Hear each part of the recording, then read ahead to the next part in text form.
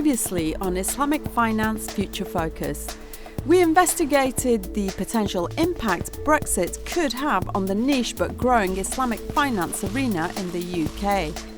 So Brexit impacts everybody in the UK, whether you're Islamic or otherwise. We learned how financial institutions and businesses, established and startups alike, looking to expand their organisations into European space post-Brexit, will have to overcome regulation hurdles. Passporting most certainly could be an issue for those banks that wish to take their offering and expand their models and their footprint into Europe. The inability to passport our services in the future to places like France, where there's 6 to 10 million Muslims, depending on which estimate you look at, that would be impacted. You'd have to go through a longer process to, get a license in France compared to now. Brexit is definitely a sticky situation for everybody. I think it's very much unknown and no one really knows what's about to happen. So in preparation for that, what we've done as a business is passport our license into 3 European jurisdictions. So Netherlands, Norway and Luxembourg. So we're able to manage all of our operations from the UK and have a little presence in a country whereby there'll be real estate managers or agents that we would be in contact with. But the essence of the business is technology, and the technology can be managed from anywhere in the world. Despite the uncertainty and insecurity of an impending Brexit deal, many in the Islamic finance space have potential solutions to any negative impact on Islamic finance and the wider finance arena in the UK. It's really important that the UK focuses on foreign direct investment from Sharia-sensitive investors, because they have been a very visible inward investment into the UK. But with Brexit looming, it's very important that the British government reassures them that the UK economy will remain robust and be able to withstand the economic effects of Brexit. As a means to diversify their business, so UK companies will have to create, and make their business plan work outside of their own geography.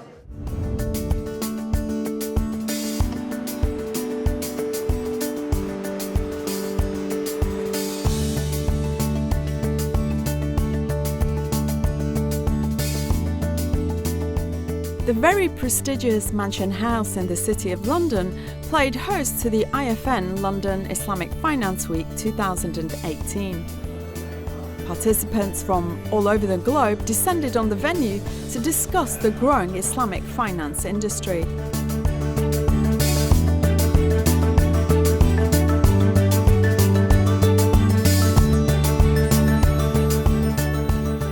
Some of the key issues and themes influencing global Islamic finance investment were on the agenda for examination and discussion, including Brexit, the ascendancy of fintech, the 2030 vision of Saudi Arabia, climate change and the potential of furthering green investments. Whilst the situation remains unsure at home with Brexit, over in the Middle East, there is confidence in the form of Vision 2030, an ambitious endeavour rolled out in 2016 by Crown Prince Mohammed bin Salman of Saudi Arabia.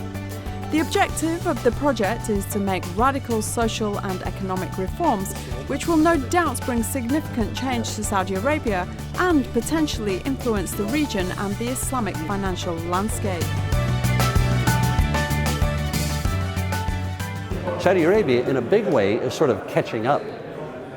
And so I think what they're doing is creating an environment where they will catch up with some of their neighbors, and for everybody else, there will be a powerful demonstration effect. What they're doing now in Saudi Arabia is changing the rules for everything. If they hadn't done this, then the status quo of what's been going on, the lifestyle, the social values, the government organization, the corporate sector, they would have stayed the same forever. So in order to push the country into the modern world, they had to have a very large, meaningful, impactful change in everything. So Vision 2030 is so comprehensive, you can hardly imagine some of these goals that they're setting for themselves. But in general, they're realistic goals. And I think in some cases, in a lot of cases, they're going to achieve them. Financial Services Program is one of the 12 executive programs which are part of 2030 vision. So you can understand what kind of importance financial services have. We are invariably talking of or to great extent in this sense. We're talking of Islamic or Sharia compliant financial services. It's a population about 30 million. People understand Sharia compliant investment, people understand Sharia compliant finances, people understand Islamic finances. Crown Prince Mohammed, he's really pushing for all new regulations, all new laws, and all new institution formation so that they can unblock vast amounts of domestic savings and mobilize it for domestic investments. The other source of capital is, for Saudi Vision 2030 goals, is international capital. And I think everybody will agree. International capital is almost unlimited if you create the right environment for it to flow into your economy. Oil comprises 30 to 40% of the real GDP of Saudi Arabia, not including the portion of the economy that is also dependent on oil distribution. With technology progressing at a rapid rate and disrupting many industries, the focus is slowly shifting away from oil to renewable and clean energies and investment in infrastructure. The Saudis are trying to keep ahead of the game by making serious attempts to diversify their economy sooner rather than later.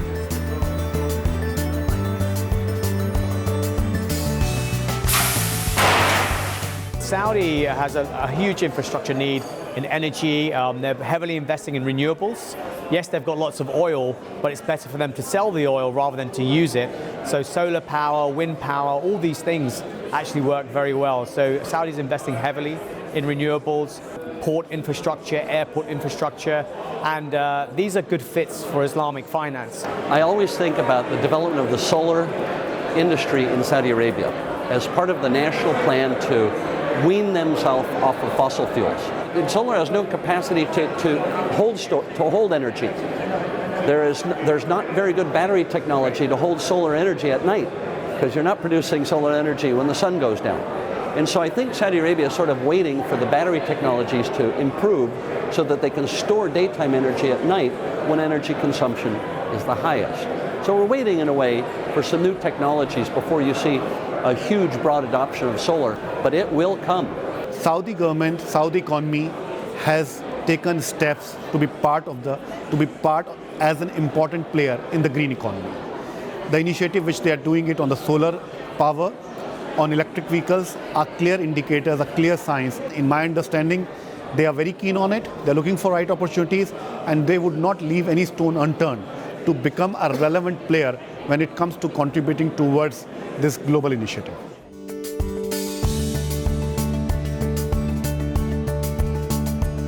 Many in the kingdom are employed within the public sector, with a large proportion made up of overseas workers, the majority of this workforce being made up of men.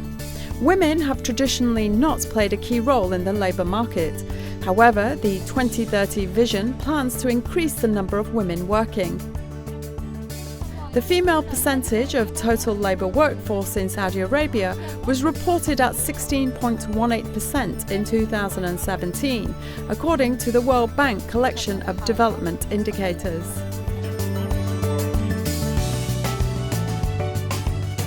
Saudi Labour Minister Mufrej Al-Hakbani acknowledged back in 2016 at the Euromoney conference that whilst male employment rates are not an issue in the kingdom, female unemployment is high compared with neighbouring countries. What is the impact of having women in the workforce? Well, I'm a child of the 60s in California, where women didn't work. And of course, in the 60s, 70s, 80s, 90s, women entered the American workforce, and of course we saw huge gains in productivity and much, much higher quality of life. And other strains, of course, occurred. And I think in every country in the world where women enter the workforce, you have the same positive productivity and efficiency gains. In my opinion, there has been a change in the society. If you look at women getting back to driving, getting into sports, into corporate, entertainment coming in, all these things are a big empirical evidence that society is ready to change, and the people who have this certain religious belief and they think that this is dismantling the certain beliefs of the society, they have to eat their words. They certainly need women in the workforce, and let's be frank, there would always be a section of people who would disagree with what is going on. Those kind of people exist, Those kind of people had a lot of control from 1979 to now, but those kind of people are also being very quickly marginalized. Women are winning this one. If the Saudi 2030 vision is realized, the opportunity for foreign investment could be vast. The discourse from many financiers is that the real opportunity for Islamic finance arising from the 2030 vision could be in infrastructure. Infrastructure is a big opportunity when it comes to Islamic finance. We have to understand why investors or investment professionals relate infrastructure with Islamic finance. Because infrastructure is something which underlying activity is pretty Islamic in nature. It is based on assets. How is Islamic finance going to play a role in that? Well, it's going to finance the entire sector. The government doesn't want to finance and doesn't have the capital to finance national infrastructure development, as they did for the last 70 years. The government must go to the capital markets, regional, domestic, and international capital markets to finance that infrastructure, and it will all be Islamic. So infrastructure investment is not an easy investment because first, the amount required is huge. Second, a lot of policy procedures has to be done. Now, in world over, the best way, and it has been seen through evidences, the best way to invest in infrastructure is through public-private partnership. In spite of the focus on infrastructure as the real opportunity for the development of Islamic finance in Saudi Arabia, there is an argument that expansion would come through the growth of SMEs. Vision 2030 has a very large component of SME development. And I have to ask you a question. What government in the world is not emphasizing development of the SME sector to grow the economy, to expand the middle class, to increase employment? Every government in the world has SME growth as a major policy goal. So Saudi Arabia, if you will, again, came late to this game. SME development was not a national priority until last year with the announcement of Vision 2030. Today, SME development is a very real and important goal, but how do you achieve that? Governments around the world have struggled to find a way to get SMEs more capital, because one of the biggest threats to developing your small and medium-sized enterprises sector is money. You know, the sukuk that we're doing right now, today, this week, in Saudi Arabia for the SME financing would not have been possible last year, only because of the introduction of new laws this year on special purpose companies, new laws on bankruptcy, new laws on collateral rights. Only because those new laws were pushed through as part of Vision 2030 was it possible to match or to link public capital markets with small and medium-sized enterprise financing. And we've done it. And many other people will do it next. In terms of sort of social wealth distribution, financial inclusion, making people into entrepreneurs, financing their businesses is sometimes a much more effective way to sort of raise the level of the economy, make it more dynamic. The Saudi economy is heavily dominated by the public sector.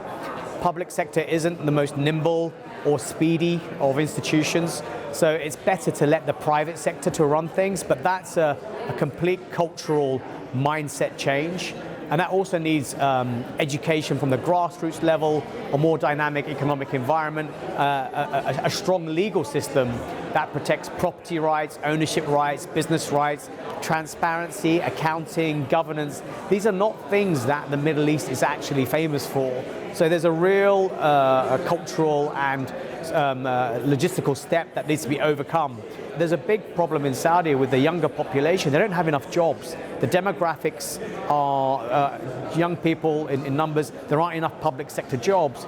You really do need the SME one. So if I had to choose, that's probably more important for social cohesion. You need to give young people jobs, employment prospects, prosperity prospects, and SME sector, probably if you had made me choose, I would choose that one.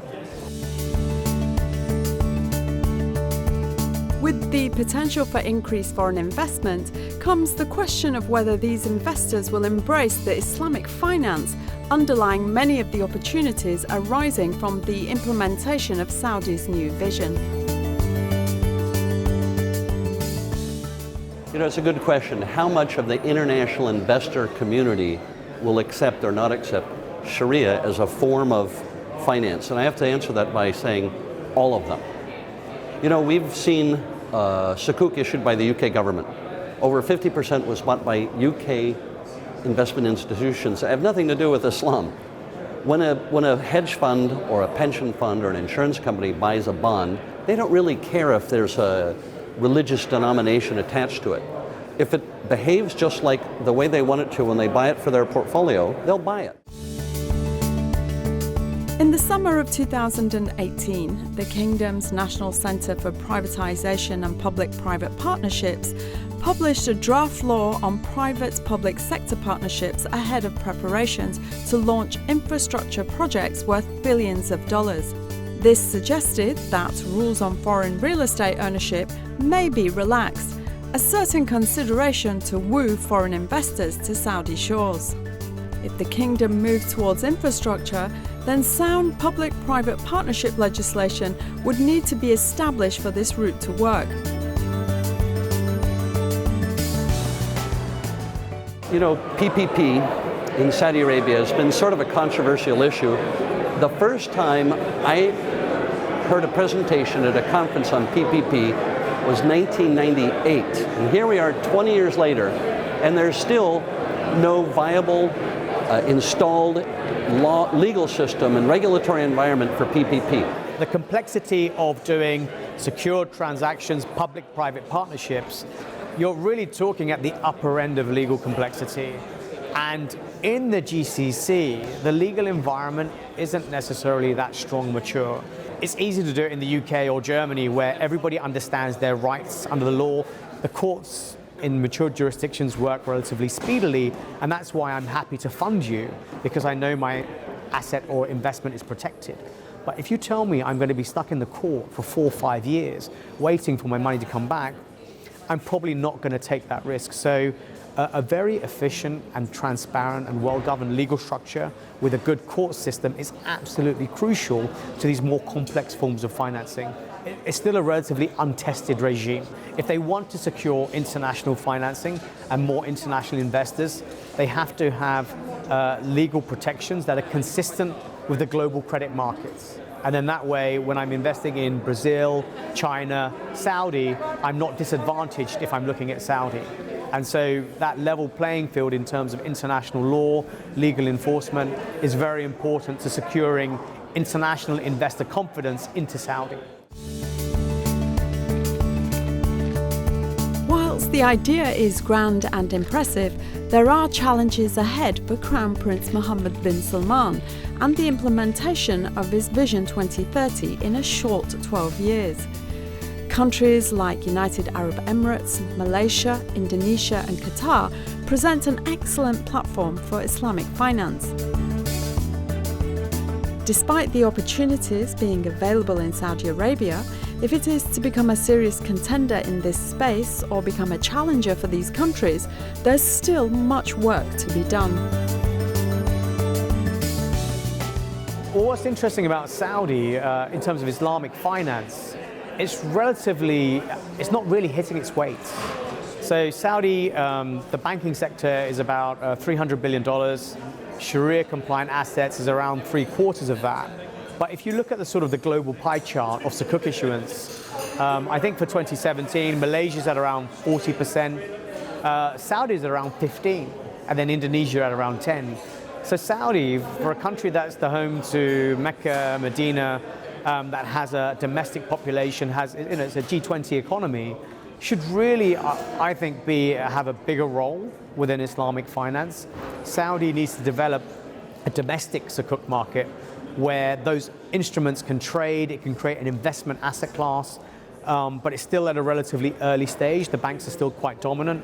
Saudi, if you look at the potential, is immense. And in my opinion, because Saudi, in a way, was a bit of an untouched market, it has a lot of potential to spring up and catch up with what is happening. The way people and the people who matters in the Saudi government, they see Islamic economy, they see it as an integral part of their existence. And they believe that world is more about cooperation, just not about competing. any real measure of success for Saudi Arabia and indeed on Islamic finance will not be evident until the project is suitably underway. Next time on Islamic Finance Future Focus, we explore the world of fintech and how the rapidly evolving tech innovation is disrupting Islamic finance. Fintech is obviously a very new area, and I think it's an area that is particularly because Islamic finance has historically had difficulties in reaching its target market and in overcoming some of the doubts and suspicions that some Muslims have about the way that Islamic finance is run and organised and the motives behind it. Fintech's going to have a big impact in banking in general, and Islamic banks are not going to be immune. You have a number of non-bank technologies putting together consumers with the providers of finance, and it's only a matter of time before more and more Sharia fintech players arrive on the scene. Blockchain, a new computer technology, is set to revolutionise the world in unimaginable ways. Blockchain is just another type of product or framework for a product which will help Islamic finance expand in the Middle East. Blockchain has the opportunity to play a very important role in the development of Islamic finance because Islamic finance is already struggling to adopt digital technologies. Islamic fatwas have been at times at odds with new innovation, and currently the debate centres around cryptocurrencies, a decentralised currency powered by blockchain. Some prominent scholars deem them impermissible. Unfortunately, a number of these senior scholars don't have the technical know-how. They don't understand how the global financial system works, they don't understand the monetary system, they don't understand what financial products are available, and so they're making these decisions, these fatwas, in the absence of any detailed technical knowledge and without consulting the relevant experts.